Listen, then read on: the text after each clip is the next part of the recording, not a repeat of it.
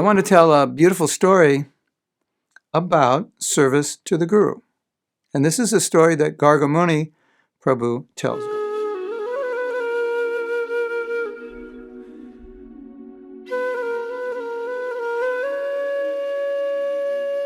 Gargamuni Prabhu is the brother of Brahmananda Prabhu, and they were there in the early days of the movement. So he was explaining that in the early days, of course, there were just a bunch of young people enjoying prasadam, enjoying kirtan, enjoying listening to Prabhupada's classes, but they weren't doing anything. We heard initially in the beginning, Prabhupada would cook, Prabhupada would serve, and then Prabhupada would clean up after everyone and then wash all the pots. They did nothing.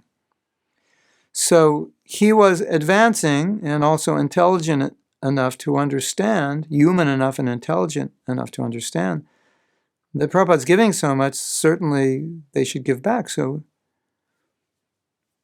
he said, is there anything we can do? And he said, the duty of the disciple is to help the spiritual master's mission.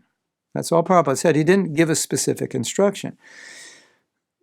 He just said, in reply, can I do anything? A general answer. Yeah, as a disciple, your duty is to help the mission of the spiritual master. So naturally, when Prabhupada said that, he was thinking, well, what is the mission of the spiritual master? At least that was implanted in his consciousness. And then he was walking somewhere in New York, and he walked by a shop that said Grundig. Grundig is a German company that, I don't know today if they do, but they produced recorders, reel-to-reel tape recorders.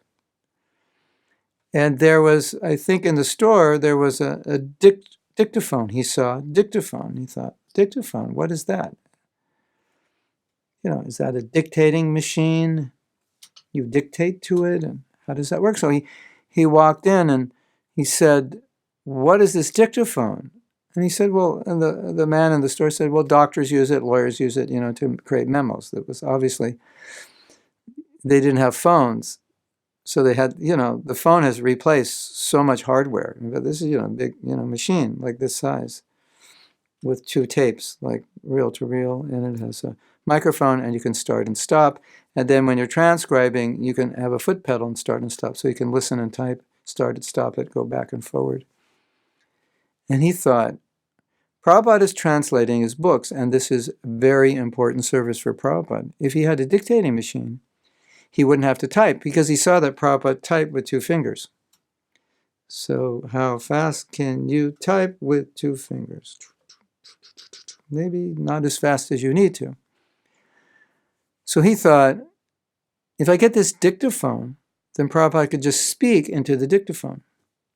And so, it was a bit expensive, considering how much money they had, which was very little. It was $100 or $150. But in those days, $150 was equivalent with inflation, close to maybe $800 to $1,000.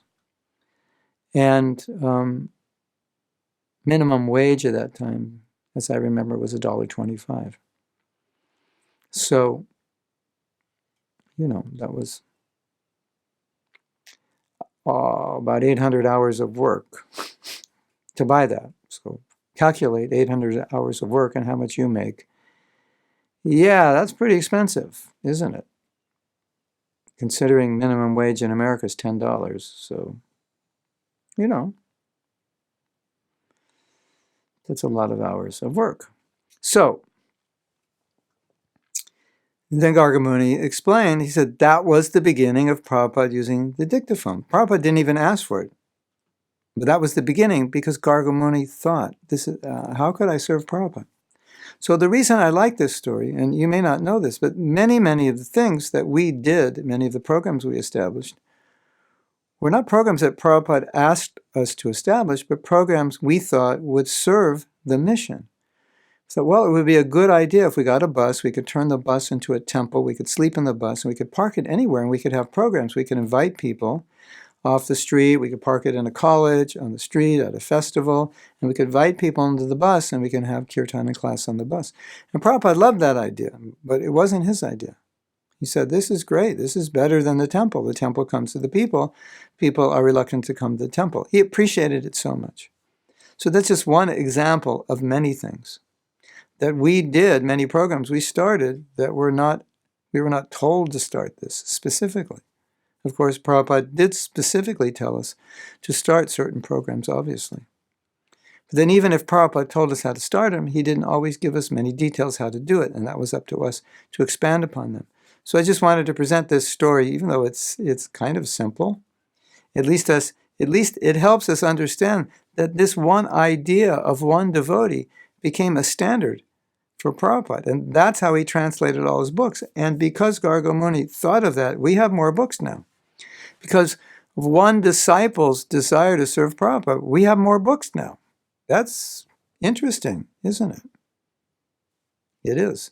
So the duty of the disciple is to serve the mission of the spiritual master. So think how you can serve the mission of your spiritual master. Of course, some of you live in temples, and serving in temples is serving the mission of your spiritual master. But some of you are in a position to do specific services in the service of your spiritual master. And if you can do that, think, what does he need? What would he want? And that Prabhupada said, that's the first-class servant. They don't wait to be told, but they think, what would he want? So think, how can I serve? Excuse me, how can I better serve? What would my spiritual master want? It may be service in the temple. I'm not saying don't serve in the temple, but it may be service directly to his mission. How could I better serve his mission? That's the first-class disciple. Hare Krishna. Srila Prabhupada ki jai.